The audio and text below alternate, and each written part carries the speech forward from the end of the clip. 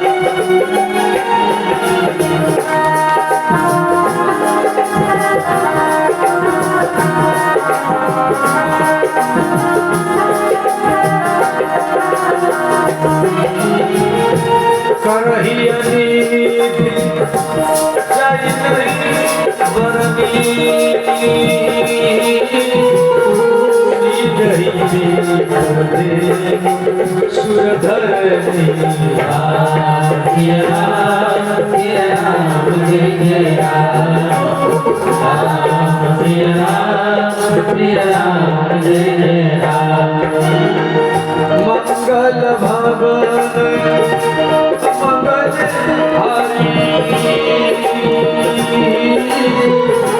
प्रभु सुदर्शन बिहारी। राम सिया राम जय जय राम। राम सिया राम जय जय राम।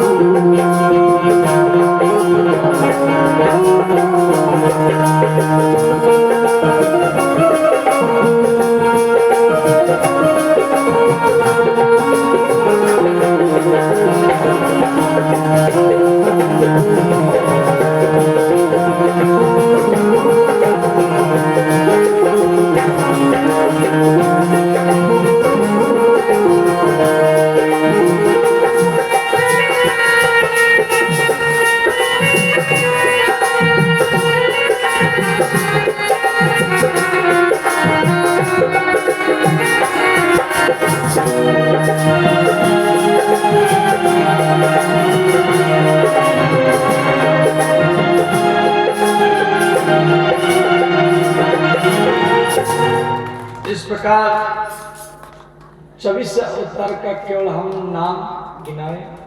अब इनकी चरित्र हम लोग इन दिनों में श्रवण करेंगे, तो ध्यान देना।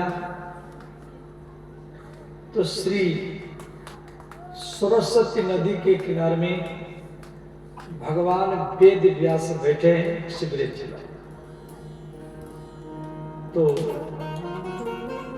भगवान वेद व्यास ये पराशर मुनि के पुत्र हैं।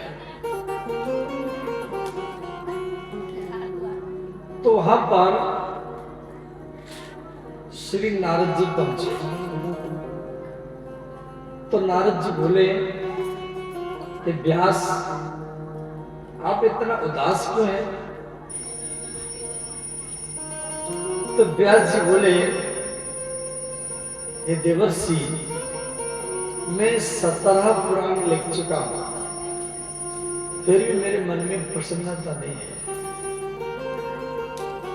तो नारद जी बोले, आप भागवत महापुराण रचना कीजिए, इसमें आपका मन का दुख अशांति दूर हो जाएगा।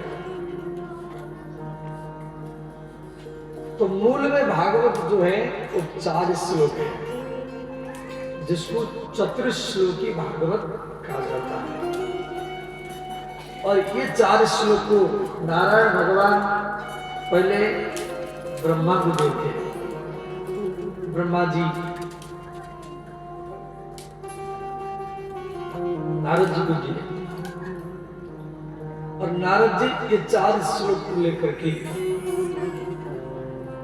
श्री व्यास जी को दिए। तो व्यास जी वो 4 श्लोक से 18,000 श्लोक बनाए और भागवत में लिखे, और सुखदेव जी को सुनाए, सुखदेव जी परीक्षित को सुनाए, और वही भागवत गुरु शिष्य की परंपरा से हम लोग इसी तिनटंगा में भीमदास टोला में श्रवण कर रहे हैं। देखो, पहले भागवत भगवान महादेव माता पार्वती को सुनाए थे, कहा अमरनाथ गुफा में। वही भागवत को प्रभास क्षेत्र में, मैंने महाराष्ट्र में श्री कृष्ण उद्धव को सुना है। वही भागवत को श्री कपिल भगवान गंगा सागर में माता देवव्रत को सुना है। उसी भागवत को गंगा नदी के किनारे में सुखदेव जी परीक्षित को सुना है। वही भागवत को नैमिषारण्य में सूत जी महाराज 88,000 ऋषि मुनियों को सुना है। और उसी भागवत को इस भीमदास टोला में और आप और हम श्रवण ही कर ले सको। भागवत तो नया नहीं है, ये पुराण है। पुराण शब्द का अर्थ है पूरा एवं नयति, जो प्राचीन चीज को नया रूप में सुनाए उसको पुराण कहा जाता है। तो श्री नारद जी अपनी पिछले जन्म की बात यहां पर सुनाए। नारद जी पहले गंधर्व थे। गंधर्व बोलते नाचने गाने वाला को गंधर्व कहा जाता है, जिसको आप बोलते नचनिया। तो नारद जी पिछले जन्म में एक नचनिया थे, परंतु ब्रह्मा के अभिशाप के कारण ये एक शूद्र के परिवार में जन्म लिया। इनकी मां एक आश्रम में झाड़ू लगाती थी, झूठा बर्तन साफ करती थी। और नारद जी उनके पुत्र थे, छोटे थे। वर्षा ऋतु का समय था, तो वहां पर कुछ साधु आकर के वो आश्रम में रहे। तो नारद जी छोटे थे, वो साधुओं के पास बैठते थे, तिलक करना, आरती करना, घंटा घड़ियाल शंख बजाना, स्तुति करना, पाठ करना और प्रसाद बांटना, ध्यान करना, ये सब सीख लिए। देखो, आप जिसके पास बैठेंगे ना, ऐसा संस्कार आपके ऊपर पड़ेगा। आप मदिरा पीने वाले के पास बैठेंगे आपकी मन में इच्छा होगी मदिरा पीने के लिए, आप ताश खेलने वालों के पास बैठेंगे तो आपके मन में इच्छा होगी ताश खेलने के लिए। वकील के पास बैठेंगे तो अभी वकीलाती करेंगे, पहलवान के पास बैठेंगे तो अभी पहलवान करेंगे, और भागवत में बैठेंगे तो अभी भगवान को ही प्राप्त करेंगे। तो नारद जी संतों के पास बैठते थे। अब उनमें संस्कार पड़ गया, संत लोग चले गए तो नारद जी को अच्छा नहीं लगा। जिस प्रकार कोई बेटी ससुराल को चली जाती है तो माता पिता को घर अच्छा नहीं लगता है। कोई पुत्र अपनी माता या पिता का देह को गंगा के किनारे में जला करके जब वो घर को आता है तो उसको घर भी अच्छा नहीं लगता। ऐसे कोई साधु संत तो चला जाता है तो गांव भी अच्छा नहीं लगता है। तो साधु लोग चले गए तो नारद जी को अच्छा नहीं लगा। और इधर क्या हुआ, एक काला सर्प उनके मां को काट लिया, वो बेचारी मर गई। तो नारद जी को माने वियोग सताया। एक तो मां का वियोग, दूसरे में साधु संतों का वियोग। वो घर दर छोड़ के चले गए। देखो ये संसार में प्रत्यक्ष भगवान आपके माता पिता है जो आपको दिखाई देते हैं। पिता भले 90 वर्ष का हो और पुत्र 60 वर्ष का हो। पुत्र 60 वर्ष का हो, पिता 90 वर्ष का हो, तो भी पिता के नजर में पुत्र बालक होता है। यदि 60 वर्ष के पुत्र को गांव के लोग किसी कारणवशतः दंड देना चाहते हैं, समाज इकट्ठा हो गया, समाज में वो 60 वर्ष का पुत्र है, गांव की मीटिंग चल रहा है, जब उसके घर में कोई नहीं जाएगा, उससे कोई बात नहीं करेगा, उसको कोई अपना घर में नहीं बुलाएगा, उसको समाज से अलग किया जा रहा है, तो गलत काम किया है। तो उस समय वृद्ध पिता जो 90 से ज्यादा हो गया, वो रो जाता है।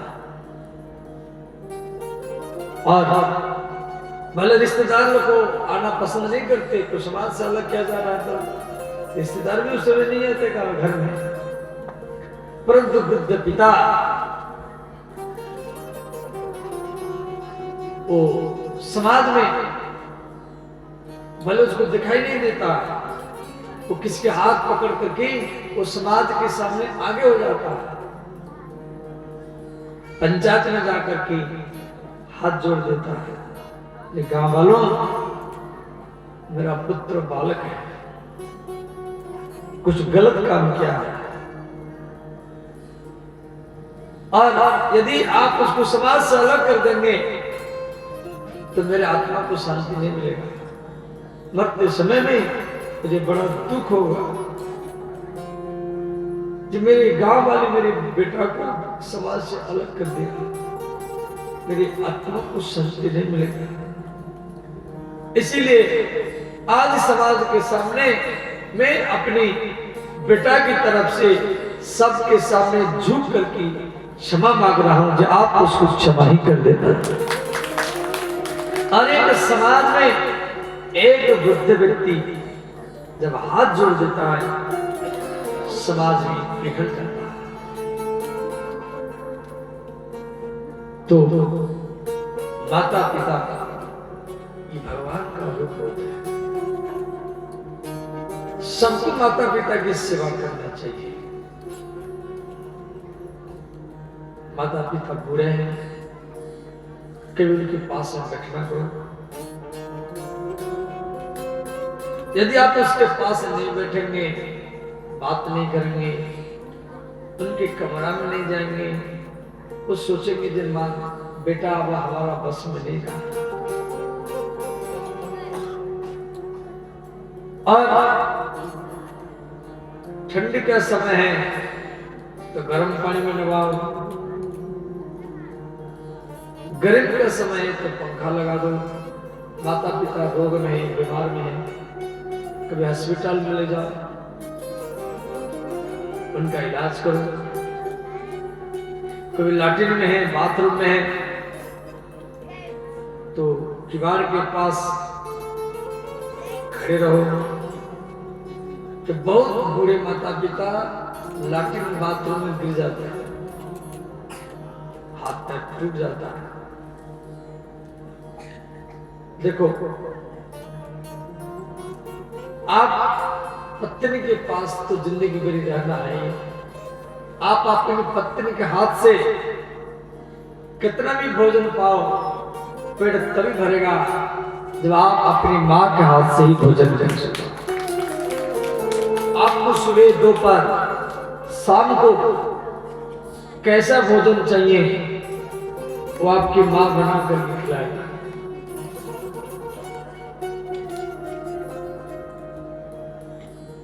माता पिता की सेवा सबको करना चाहिए। ये प्रत्यक्ष भगवान का रूप है। और जिसको अपने माता पिता में भगवान दिखाई नहीं देते, उसको किसी भी मंदिर में भगवान का दर्शन नहीं होगा। यदि आपकी मां बगल में खड़ी है, स्वयं भगवान विष्णु में आकर के आपके बगल में खड़े हैं, तो पहले माता को प्रणाम करना है, उसके बाद में भगवान को। यदि आपकी मां आपको जन्म नहीं देती, श्री पुंडरीक अपने वृद्ध माता पिता को खिलाना पिलाना, चरण दबाना, पंखा करना। एक बार भगवान विष्णु उसके घर में आए वैकुंठ से। देवता लोग को पूछे कहा जा रहे हैं, ऐसा कौन सा भक्त है जिसको दर्शन देने के लिए आप वैकुंठ से जा रहे हैं पृथ्वी पर? भगवान बोले, देवताओं, मैं दर्शन देने के लिए नहीं जा रहा हूं। एक पुंडरीक नाम का भक्त है, वो अपनी वृद्ध माता पिता का सेवा करना, चरण दबाना, पंखा करना, हाथ में खिलाना पिलाना, और उसको दर्शन देने के लिए नहीं, उसका दर्शन करने के लिए ही मैं जा रहा हूं। जो माता पिता की सेवा करता है,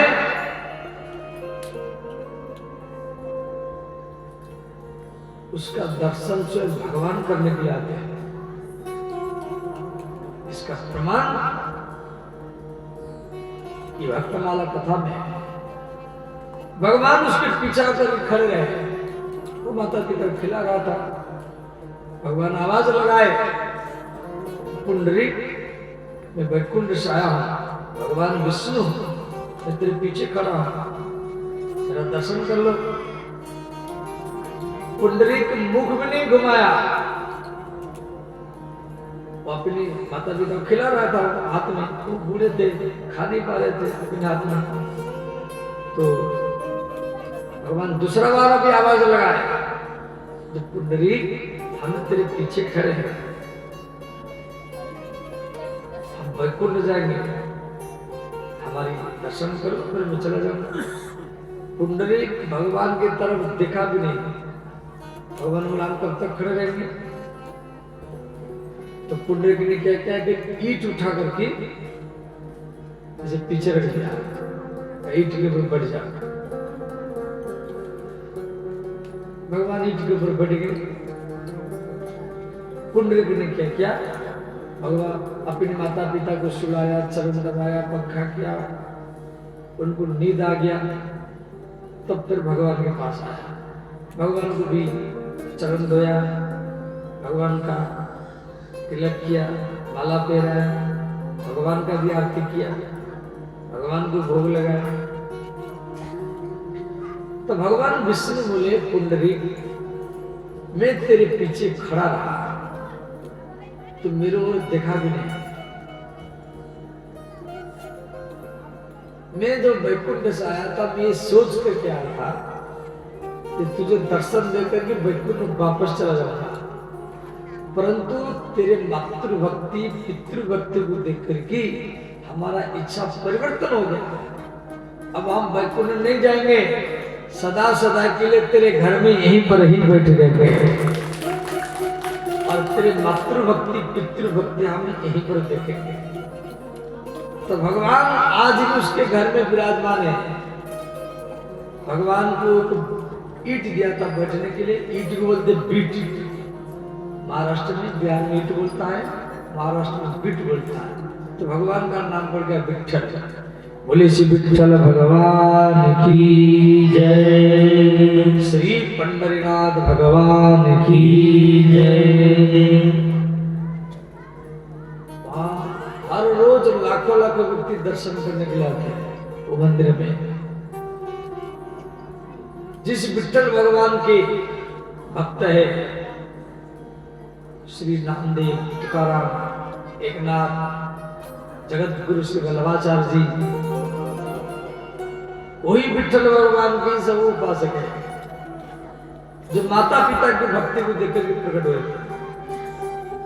इसलिए आपको भी माता पिता की सेवा करना चाहिए।